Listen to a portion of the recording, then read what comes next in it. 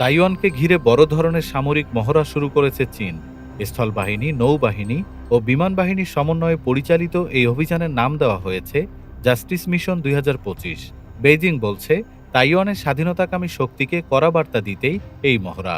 সোমবার প্রাথমিক প্রস্তুতির পর মঙ্গলবার স্থানীয় সময় সকাল ৮টা থেকে সন্ধ্যা ৬টা পর্যন্ত মূল মহড়া চালাবে চীনের পূর্বাঞ্চলীয় সামরিক কমান্ড। চীনের পররাষ্ট্র মন্ত্রণালয় জানিয়েছে, জাতীয় ঐক্যের পথে বাধা সৃষ্টি করলে তার গুরুতর পরিণতি ভোগ করতে হবে।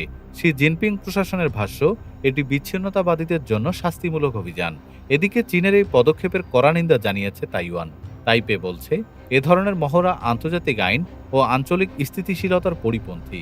তাইওয়ানের প্রতিরক্ষা মন্ত্রণালয় জানিয়েছে, তারা ইতিমধ্যে চীনের একাধিক যুদ্ধজাহাজ ও যুদ্ধবিমান শনাক্ত করেছে, যার কয়েকটি নির্ধারিত সীমারেখা অতিক্রম করেছে। সম্ভাব্য যে কোনো পরিস্থিতি মোকাবিলায় তাইওয়ানের সেনাবাহিনী ও ক্ষেপণাস্ত্র ব্যবস্থা সর্বোচ্চ সতর্কতায় রয়েছে। এই উত্তেজনার মধ্যেই যুক্তরাষ্ট্র তাইওয়ানকে $১১১০ কোটি অস্ত্র সরবরাহের সিদ্ধান্ত নিয়েছে, যা দুই দেশের ইতিহাসে সবচেয়ে বড় সামরিক সহায়তা। এতে ক্ষুব্ধ প্রতিক্রিয়া জানিয়ে চীন সতর্ক করেছে, তাইওয়ানকে ব্যবহার করে চীনকে নিয়ন্ত্রণের চেষ্টা সফল হবে না। বিশ্লেষকদের মতে, সামরিক শক্তি প্রদর্শনের মাধ্যমে চীন শুধু তাইওয়ান নয়, যুক্তরাষ্ট্রকেও সরাসরি বার্তা দিচ্ছে, যা এশিয়া প্যাসিফিক অঞ্চলে উত্তেজনা আরও বাড়াতে পারে। ডেস্ক রিপোর্ট, বাংলাদেশ সময়।